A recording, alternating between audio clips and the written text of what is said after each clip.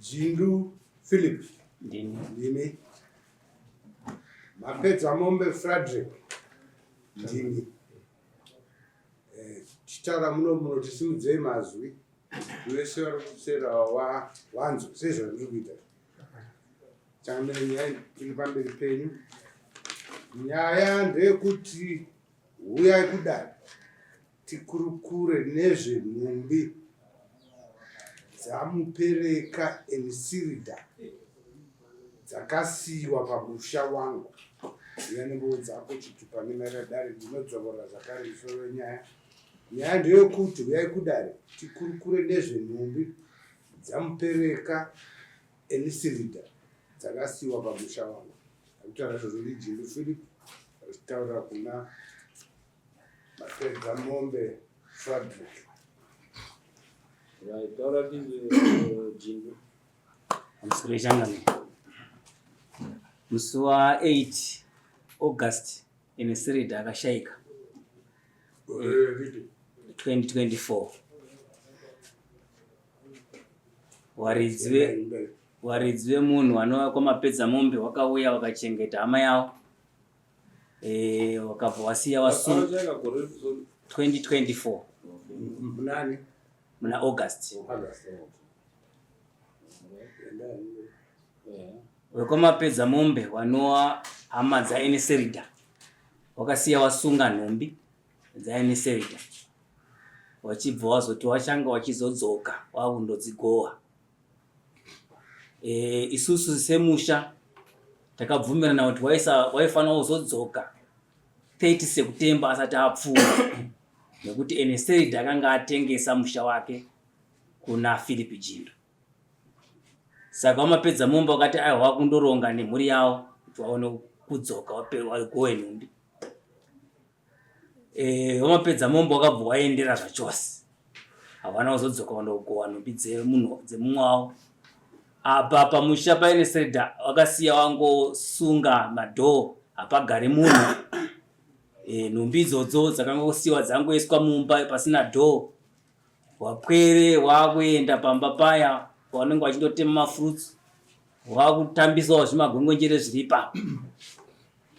Ndosaka maona ndichisvika kuzobatsirwa nedare. Ini saJindu ndakamirira hangu musha ndiri chairperson yemuvillage 42. Asi ndakazvimirira zvakare ndakuda kushandisa musha wangu nokuti ndakatenga. Une agreement yokuseya here? Hongu ndinayo Changamire.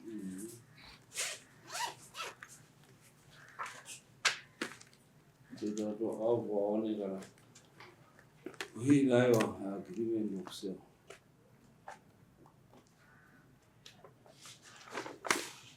Titore.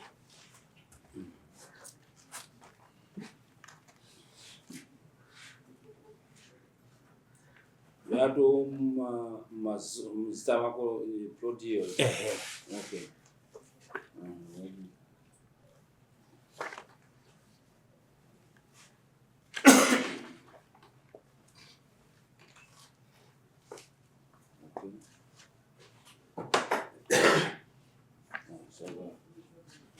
Right. Tukumbira kuiona.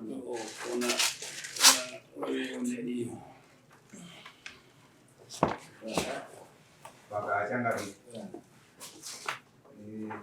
ndinoda kuti ndimboti ndeo pichana kana baba achindwa kuti pamashure apo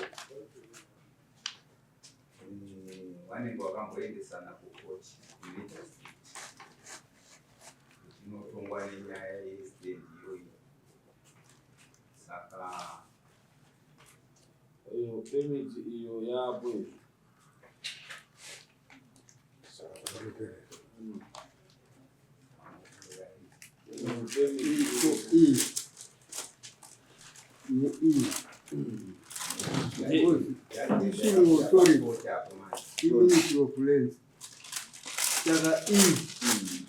Zviri kupindirana here?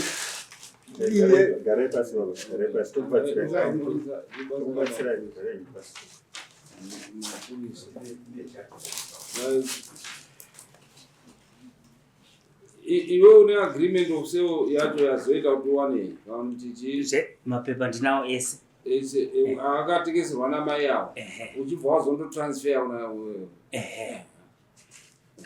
kana zviripo hazvina zviri in order, hapana chimwe chinopfuura izvozvo. 2020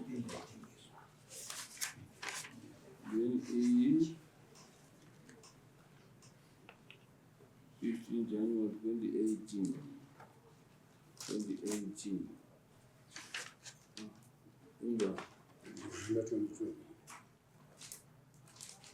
yakaendera 2018 yazoissuwa letter 2020 same nzvimbo iyoyo.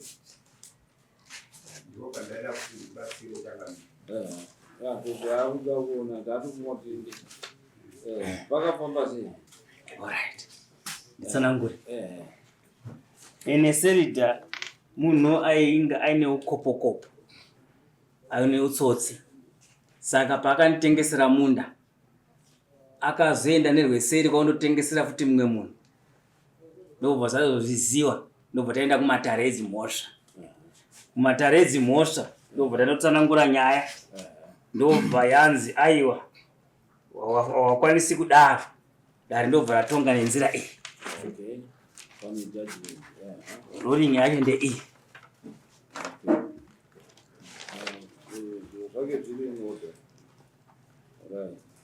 Judgment yakanzi defendant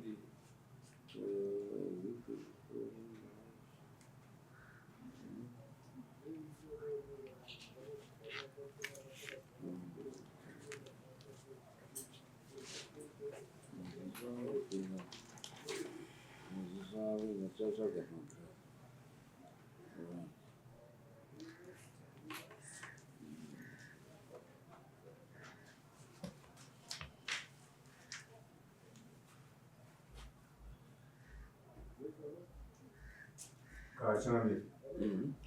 Zvachikumbira nyaya iyoyo mungoiise parutivi tinoperuse mapepa yaya kuti aunyazotedza asi izoye panapa tanyatsonzwa kuti iranyafamba sei. Tironde mapepa ake because yakamboenda magistrate court takaona kuti semunyaya here iye zvakabude chii yakabuda.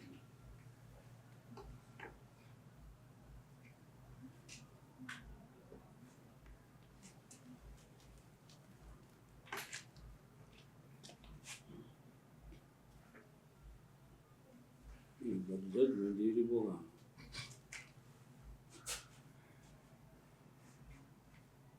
judgment iripo iri clear. Iyo judgment iri clear.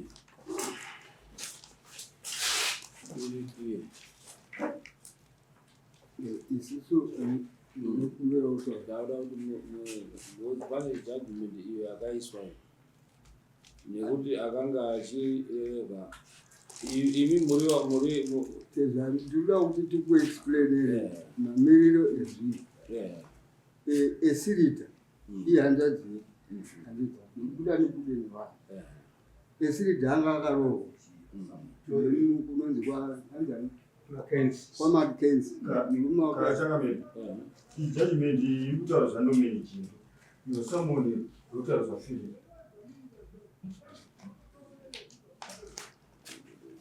Kutaura nezvafirira panapa kutaura zvanomeni chinhu. Someone brought on the street. Pana Philip chinhu. Panapa judgment kutaura zvanomeni chinhu. nomeni pakadi Nomeni mwana wangu. Nguva yatakaenda kujudgment nomeni anga ari kuchikoro. Saka ndini ndakanga ndiri kumira, ndini ndakatenga munda asi munda wakaiswa muzita remwana. wako Ndosaka mukona permit yakanyorwa kunzi nomeni Jina. Mukarenga mapepa eviction akatonyorwa kunzi munda waiswa kuna Philip Jimbi akamirira mwana wake nomeni. Mapepa endakupaya. Takamira in terms of law, hakuna mwana anonzi ari mudiki anogona kuwana permit anozotadza kumira pamberi matare dzimhosva hakuna. Because kana akwanisa kutowaniswa permit in terms of law, munhu iye atoonekwa amatuwani uyezve zvakare akugona kumira pamberi matare dzimhosva. urikuura kuti munhu haakwanisi here kumiririra mwana wake padare panonyorwa paper panoitwa application isu tatonga nyaya yababa auya atimirira baba wake vari kurwara rakabva kutonga Changamire. Tikatondera mashure baba wanyatsotaura kuti inini ndini ndauya ndakamirira mhuri yekwajingu, ndakamirira futi savillage chairman.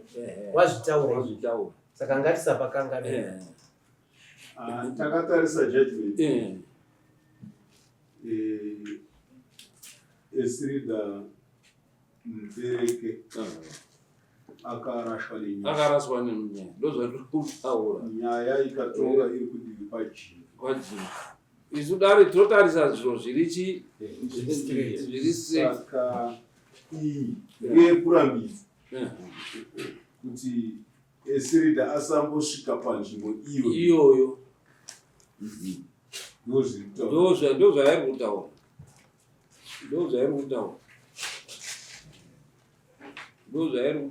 Unza mapepa. Right, iyo zvatiri kuda kuye kaka. One inzwa mchinda. Nawo iripo ndeyekuti munda tichitedza judgment iri kutaura kuti hanzvadzi yenyu haitotenderwi kusvika yakaruza nyaya iyi yemunda uyu. Iyoyo Rubambo hatisi kupokana nezvake uyu munda wakatengeserana pachezvawo.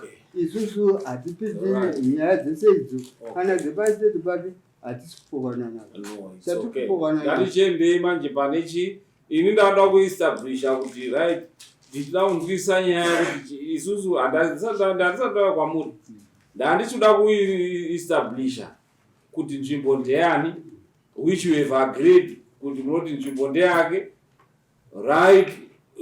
Taakuchida chikonzero chamuri kuda kutora mbatya dzake kuti dziende kundogoyewa dzibve pamusha uyu chii. Changamire nyaya yakaitika panyaya yemurume uyu Dzindu nehanzvadzi yedu. Hanzvadzi yedu yanga yakaroorwa nemusha wayo, saka isusu tiri vana tezvaro vana mapedza mombe. Zvokutengeserana kwavo hapana anga achizviziva. Yakazofa iri panzvimbo payo pastendi paanga ari right. Musi apa ndo musi watakasvika isu tiri vana tezvaro. Mumwe Esirida mwana wake mukomana matwa munhu 1965 aitonzi ari kujeri. Saka mbatya dzirudzi dzigowe nevanhu vakamapedza mombe. Mune mbatya futi dzakawanda dzemurume wacho Esirida dzevana vake zvese zviri imomo. Saka ndo chikonzero chatakaita kuti kana zvakaita saizvozvo izvo hatingagowe mbatya wamukosha. Isusu tiri vana tezvaro tongosvika tongonogowa mbatya. Mwana wacho akanzi anga ari kuremandi kuno kwaRusaka. Saka takati isusu hatifanirwi kunge tichiita izvozvo. Mwana wacho asipo muridzi wemba wanokwakadzana nevavo isusu hasi kukwakadzana yanga iri miriyoni aisandoitora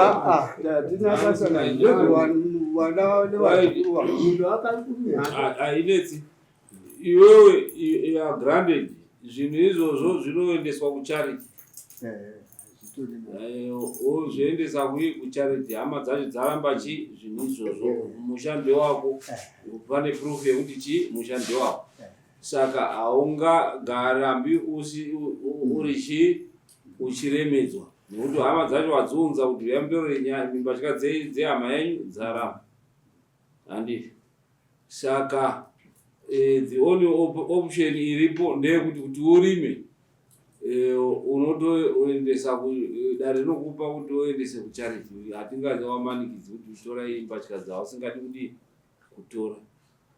Saka unongoendesa kucharity kana zvakanaka oro kana zvakaeka wakungotodisposa watongoona kuti wodisposa kuti uri kugare pamusha ipapo. Kana chipemiti chakusiyira Changamire ndaikumbira kuti ivo vatore nhumbi dzemwana wavo vaendese kucharity, nekuti zvakaitika Esirida paakadzingwa akadzingwa nemutemo through eviction akaita nharo akauya akawaka zvekicheni inouya wakazoisa nhumbi dzemwana zvatuti iwewe une kodzero yekuenda kubhadhara wechi message of court kuti auye atore zvinhu izvo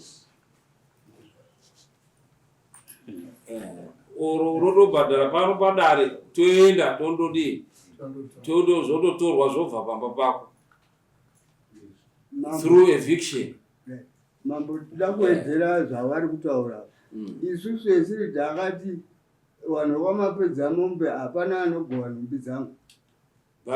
Iye takumutaura zvinoita Matare.